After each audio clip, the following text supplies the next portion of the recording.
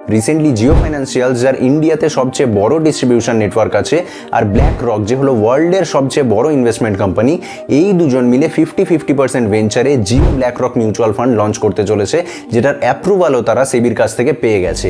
আর এই নিউজটা আসার পর থেকেই ইন্ডিয়ান মিউচুয়াল ফান্ড ইন্ডাস্ট্রিতে সবার মনে একটাই প্রশ্ন, যে জিও যেটা 9 বছর আগে টেলিকম ইন্ডাস্ট্রিতে করেছিল, তারা পুরো টেলিকম ইন্ডাস্ট্রিটাকে ডিসরাপ্ট করে দিয়েছিল, সেই রকমই মিউচুয়াল ফান্ড ইন্ডাস্ট্রিতে ঢুকে এই ইন্ডাস্ট্রিটাতেও কি সেমভাবে ডিসরাপশন আনতে পারবে?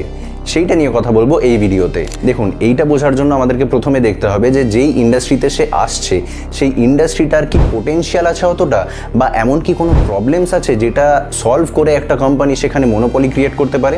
ইন্ডিয়ার মিউচুয়াল ফান্ড ইন্ডাস্ট্রিতে অ্যাসেট আন্ডার ম্যানেজমেন্ট আছে 70 লাখ কোটি টাকা, কিন্তু মাত্র 3% ইন্ডিয়ান পপুলেশন মিউচুয়াল ফান্ডে ইনভেস্ট করে। সেটা যদি আমরা ইউএসের জন্য দেখি তাহলে দেখতে পাবো যে 50% ওপরে মানুষ সেখানে মিউচুয়াল ফান্ডে ইনভেস্ট করে। তো পোটেনশিয়াল যদি দেখতে হয় তাহলে মিউচুয়াল ফান্ড ইন্ডাস্ট্রিতে কিন্তু পোটেনশিয়াল অনেক আছে, কিন্তু প্রবলেমস কি আছে? প্রথম প্রবলেম হলো ডিস্ট্রিবিউশন গ্যাপ। ইন্ডিয়াতে 70% মিউচুয়াল ফান্ড ইনভেস্টমেন্ট শুধুমাত্র 5টা স্টেট থেকে আসে, মহারাষ্ট্র, কর্ণাটকা, গুজরাট, ওয়েস্ট বেঙ্গল আর দিল্লি। তার মানে টিয়ার 2 টিয়ার 3 সিটি থেকে অতটা মিউচুয়াল ফান্ড ইনভেস্টমেন্ট আসছে না। তার মানে সেখানে মিউচুয়াল ফান্ড অতটা পেনেট্রেট করতে পারেনি, কারণ সেখানে কাস্টমার অ্যাকুইজিশনের জন্য কোম্পানিরা এখনো মিউচুয়াল ফান্ড ডিস্ট্রিবিউটরদের উপর ডিপেন্ড করে। এবার সেখানে যেহেতু টিকিট সাইজ কম, মানে তারা যেহেতু বেশি টাকা ইনভেস্ট করতে পারবে না, তাদের বাইং পাওয়ার কম, তাদের ইনভেস্টিং পাওয়ার কম, সেই জন্য মিউচুয়াল ফান্ড ডিস্ট্রিবিউটরদের যেটা কমিশন হয় সেটাও কম হয়। তো এই প্রবলেমটার জন্য মিউচুয়াল ফান্ড এখনো টিয়ার 2 টিয়ার 3 সিটি বা ভিলেজ এসে অতটা পেনেট্রেট করতে পারেনি। আরেকটা প্রবলেম হলো এক্সপেন্স রেশিও। আপনি যদি কোনো অ্যাক্টিভলি ম্যানেজ মিউচুয়াল ফান্ডের এক্সপেন্স রেশিও দেখেন তাহলে সেটা দেখতে পাবেন যে 0.7 থেকে 2% পর্যন্ত হতে পারে। তাহলে 100 টাকা যদি আপনি ইনভেস্ট করেন তাহলে সেটার 1 থেকে 2 টাকা আপনি মিউচুয়াল ফান্ড ম্যানেজারকে দিচ্ছেন আপনার ফান্ডটা ম্যানেজ করার জন্য। এবার আপনার ইনভেস্টমেন্ট কর্পাস যত বাড়তে থাকবে, আপনার এক্সপেন্স রেশিও যেটা আপনি দিচ্ছেন সেটাও বাড়তে থাকবে। মানে 20 বছর ধরে এসআইপি করার পর যদি আপনার ইনভেস্টমেন্ট কর্পাস হয় 1 কোটি টাকা আর আপনার এক্সপেন্স রেশিও যদি হয় 1%, তাহলে আপনি প্রতি বছর 1 লাখ টাকা আপনার মিউচুয়াল ফান্ড ম্যানেজারকে দিচ্ছেন আপনার ফান্ডটা ম্যানেজ করার জন্য। তো এইটা একটা অনেক বড় প্রবলেম।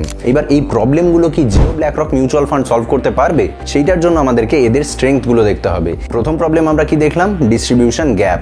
এবার জিওর মেইন স্ট্রেংথ কি? তার ডিস্ট্রিবিউশন নেটওয়ার্ক। টেলিকম ইন্ডাস্ট্রিতে 40% মার্কেট শেয়ার আছে জিওর। তার মানে টিয়ার 2 টিয়ার 3 সিটি তো ছাড়ুন, এমনকি ভিলেজেসে পর্যন্ত জিওর কাস্টমার বেস আছে। তাই তাদের কাস্টমার অ্যাকুইজিশন কস্ট অনেক কম হবে, কারণ তারা তাদের যে অলরেডি এক্সিস্টিং প্রোডাক্টস আছে, জিও হটস্টার, মাই জিও বা জিও মার্ট, এইগুলোর সাথে তাদের জিও মিউচুয়াল ফান্ডটাকে খুব ইজিলি ইন্টিগ্রেট করে দিতে পারবে। যেমন আপনি যদি জিও রিচার্জ প্ল্যান দেখেন তাহলে আপনি সেখানে দেখবেন যে একটু এক্সট্রা অ্যামাউন্ট দিয়েই আপনি আনলিমিটেড 5Gর একটা প্যাক নিতে পারবেন। সেই রকমই তারা এরকম কোনো প্ল্যান আনতে পারে যে আরেকটু এক্সট্রা অ্যামাউন্ট যদি আপনি দেন তাহলে আপনি সেখান থেকে একটা ইনভেস্টমেন্ট বোনাস পাবেন, যেটা অটোমেটিক্যালি আপনার জিও মিউচুয়াল ফান্ডে ইনভেস্ট হয়ে যাবে। বা এইরকমও তারা করতে পারে যে জিও মিউচুয়াল ফান্ডে যদি আপনি অলরেডি ইনভেস্টার হন তাহলে যে তার রিচার্জ প্ল্যান সেখানে আপনি কিছু বেনিফিট পাবেন। এইভাবে তারা ক্রস সেলিং করতে পারে। হয়তো জিও হটস্টারের 1 মাসের সাবস্ক্রিপশন ফ্রি দিয়ে দিল যদি আপনি ইনভেস্ট করেন জিও মিউচুয়াল ফান্ডে, বা তাদের যে জিও মার্ট আছে সেখানে ডিসকাউন্টস দিয়ে দিল। এছাড়াও তাদের যে এনবিএফসি বিজনেস আছে যেখানে তারা মানুষদের লোন দেয়, সেই লোনটাও তারা দিতে পারে মিউচুয়াল ফান্ডের এগেনস্টে। আপনার জিও মিউচুয়াল ফান্ডে যে ইনভেস্টমেন্ট কর্পাস আছে সেটার এগেনস্টে আপনি লোন নিতে পারবেন, আর একটু কম রেট অফ ইন্টারেস্ট যদি তারা রাখে তাহলে তারা এইভাবে ক্রস সেলিং করতে পারবে, যেটার জন্য তাদের দুটো বিজনেসেই গ্রোথ আসবে একসাথে। আর এইখানে তাদের মেন অ্যাডভান্টেজটা কি জানেন? Customer data. তাদের যে এত বড় কাস্টমার বেস আছে তাদের ডেটা সব তাদের কাছে আছে, তাদের ফাইন্যান্সিয়াল বিহেভিয়ার, স্পেন্ডিং বিহেভিয়ার, সেই সবগুলোকে কাজে লাগিয়ে তারা খুব ভালোভাবে কাস্টমাইজড প্ল্যানস আনতে পারবে। আর এইভাবে তারা মানুষের মধ্যে একটা ইনভেস্টমেন্টের অভ্যেস তৈরি করে ফেলবে।